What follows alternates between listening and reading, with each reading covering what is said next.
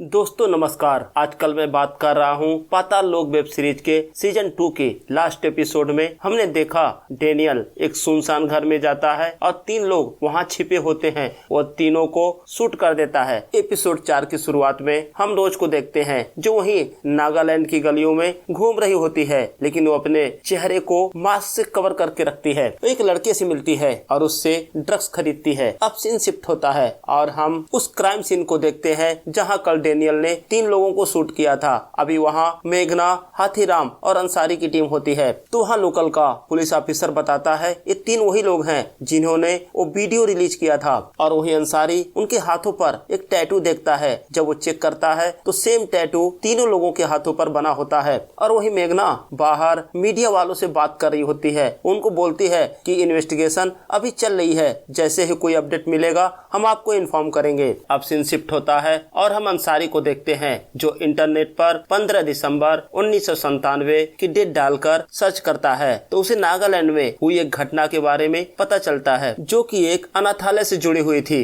और वही दूसरी तरफ हम हाथीराम को देखते हैं जो रघु के रिश्तेदार मनोज से मिलने सब्जी मंडी जाता है। कुछ लोगों से पूछने के बाद उसे मनोज की दुकान मिल जाती है। जब हाथीराम मनोज से पूछताछ करता है तो मनोज इधर उधर की बातें करता है, लेकिन जब हाथीराम उसे जो थप्पड़ लगाता है उसके बाद मनोज बताना शुरू करता है। वो बताता है कि रघु उससे मिलने आता था और कभी कभार एक लड़की के बारे में भी बात करता था। तो हाथीराम पूछता है लास्ट टाइम रघु यहाँ कब आया था? तो मनोज बताता है यही करीब 15 दिन पहले की बात है और उसने मुझसे बोला कि 2 लोगों को बॉर्डर पार कराना है और इस काम के लिए उसने मुझे कुछ पैसे भी दिए थे। और बताता है कि रघु किसी होटल में भी जाया करता था। अब हाथीराम पूछता है कि यहाँ पर रघु किस होटल में जाता था? तो बोलता है होटल का नाम तो मुझे नहीं पता, लेकिन वो होटल नई बाजार वाले एरिया में है। और इधर हम अंसारी को देखते हैं जो उस अनाथालय में जाता है। तो उसे पता चलता है कि वो तीनों इसी अनाथालय में पले बड़े थे, लेकिन जब वो अनाथालय से निकले उन्होंने एक मिलिटेंट ग्रुप ज्वाइन किया था, लेकिन बाद में उन्हें रियलाइज हुआ कि ये गलत है तो उन्होंने सरेंडर कर दिया।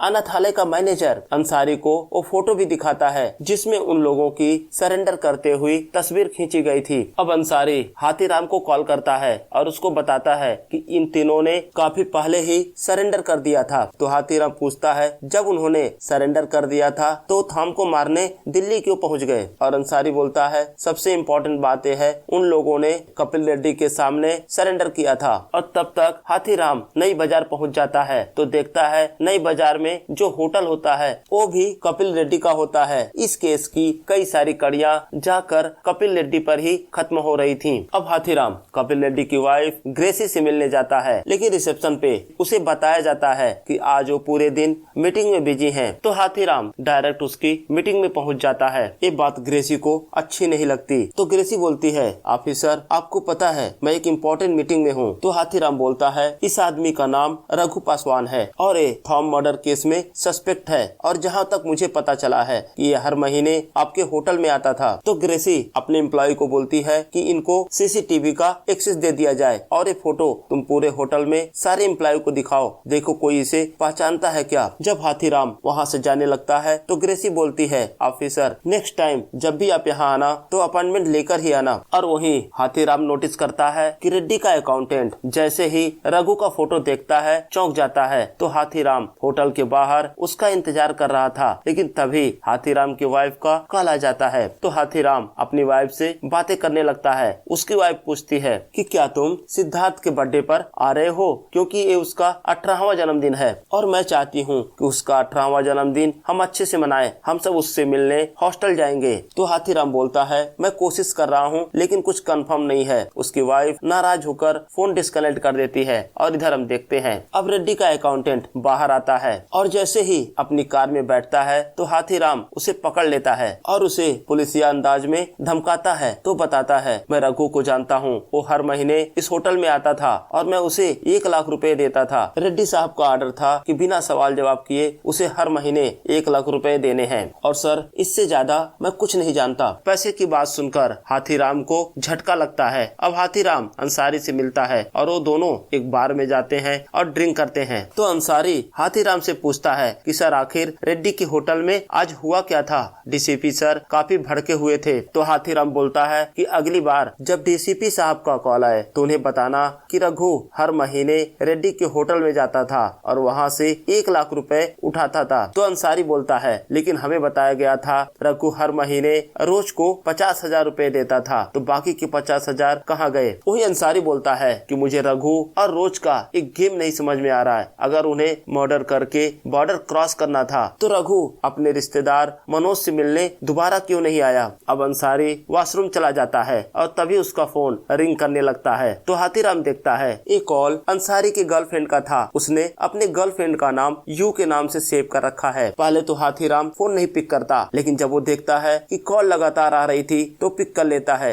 और बोलता है मैम, लेकिन दूसरी तरफ से एक लड़का बोल रहा था। अब हाथीराम कॉल डिस्कनेक्ट कर देता है और वो सोचने लगता है कि अंसारी ने उससे झूठ क्यों बोला। थोड़ी देर बाद जब अंसारी आता है तो हाथीराम बताता है कि लगातार कॉल आ रही थी इसलिए मैंने फोन पिक कर लिया। अब वो दोनों वहाँ से बाहर निकलते हैं। जब वो रास्ते में होते हैं तो हम देखते हैं दोनों चुप थे। तो अंसारी बोलता है सर मैं आपको ये बताना चाहता था, लेकिन आप जानते हैं ऐसे रिश्तों को लोग समझ नहीं पाते और इसी डर से मैंने आपको बताया नहीं। अब हाथीराम गाड़ी रोक देता है और अंसारी को बोलता है कि सर क्या मैं आपको 2 मिनट के लिए अंसारी बुला सकता हूँ? अंसारी इशारा करता है तो हाथीराम बोलता है देख अंसारी, मैं तो एक जाट आदमी हूँ और मैं एक ही बात जानता हूँ कि जो मुझे अच्छा लगेगा मैं वही करूँगा। दुनिया को क्या लगता है उससे मुझे घंटा फर्क नहीं पड़ता और तुझे जो सही लगता है वही कर। तो अंसारी बोलता है कि सर जब आप अकेले में रहो तो मुझे अंसारी ही बुलाया करो, आपके मुँह से ये अच्छा लगता है। तो अंसारी पूछता है कि आज आप भी थोड़ा अपसेट लग रहे थे। तो हाथीराम बोलता है हाँ यार, वाइफ का कॉल आया था और वो मुझे घर बुला रही है सिद्धार्थ के बर्थडे के लिए, लेकिन तुम जानते हो यहाँ फ्लाइट का किराया कितना महंगा है। और ये बातें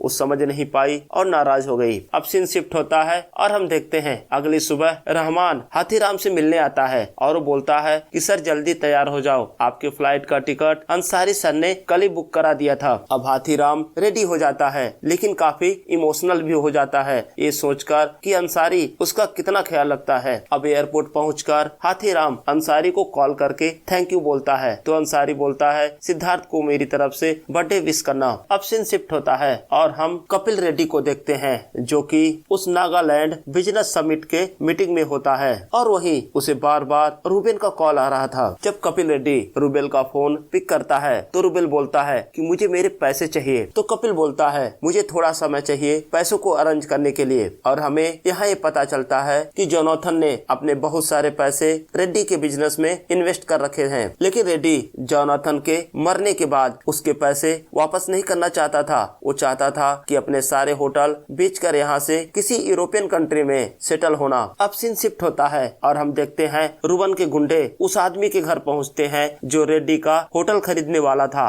उसकी पिटाई करते हैं और उसको वार्निंग देते हैं अगर उसने रेड्डी का होटल खरीदा तो उन्हें जान से मार दिया जाएगा। और वही एक लड़का रुबन के पास आता है और उसे बताता है कि मुझे पता है कि रोज कहाँ छिपी हुई है। अब सीन शिफ्ट होता है और हम हाथीराम को देखते हैं जो अब अपने घर पहुँच चुका था। फिर अपनी वाइफ और अपने साले के साथ अपने बेटे से मिलने उसके स्कूल जाता है। अब हाथीराम की वाइफ रेनू सबसे पहले सिद्धार्थ के हॉस्टल में जाती है और जब वो सिद्धार्थ से मिलती है तो देखती है उसके कमरे में एक और लड़की बैठी होती है। तो सिद्धार्थ अपनी माँ से बोलता है कि मेरी क्लासमेट है और आज मैं अपने दोस्तों के साथ बाहर मूवी देखने जा रहा हूँ और उसके बाद डिनर का प्लान है। आप लोगों ने बताया ही नहीं कि आप लोग आ रहे हो, नहीं तो मैं ऐसा प्लान ही नहीं करता। और तब तक हाथीराम और उसका साला भी वहाँ आ जाते हैं। तो रेनू बोलती है कि बेटा तेरे लिए तेरे पापा नागालैंड से आए हैं सिर्फ तेरा बर्थडे मनाने और तू ऐसा बोल रहा है। तो हाथीराम अपनी वाइफ को समझाता है कोई बात नहीं, बच्चे हैं, ऐसा करो जितना टाइम है उतने टाइम में ही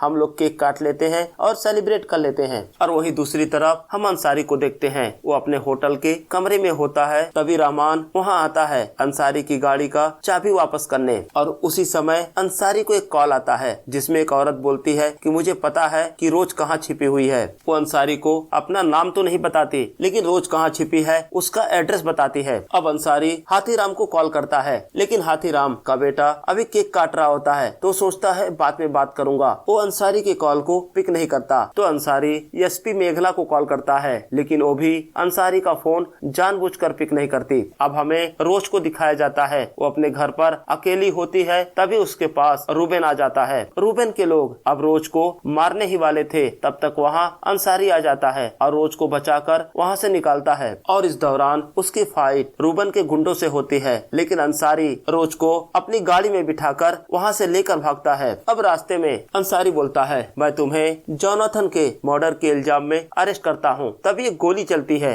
और हम देखते हैं अंसारी की गाड़ी पलट जाती है और हमें दिखाया जाता है कि गोली चलाने वाला कोई और नहीं डेनियल होता है। अब रोज गाड़ी से बाहर आती है तो डेनियल एक स्नाइपर गन से उसे भी शूट कर देता है और रोज आगे की खाई की तरफ गिरती है। अब हम देखते हैं हाथीराम अंसारी को कॉल करता है। अब कैमरे का एंगल चेंज होता है और हमें दिखाया जाता है कि गोली अंसारी के सिर में लगी थी और अंसारी मारा जा चुका था। और इसी सैड मोमेंट के साथ एपिसोड 4 यहीं पर समाप्त हो जाता है। तो दोस्तों कमेंट सेक्शन में हमें जरूर बताएं आपको ये वीडियो कैसा लगा, और अगर अभी तक आपने मेरे चैनल को सब्सक्राइब नहीं किया है तो प्लीज सब्सक्राइब करें। अब मिलते हैं अगले वीडियो में, तब तक के लिए जय हिंद।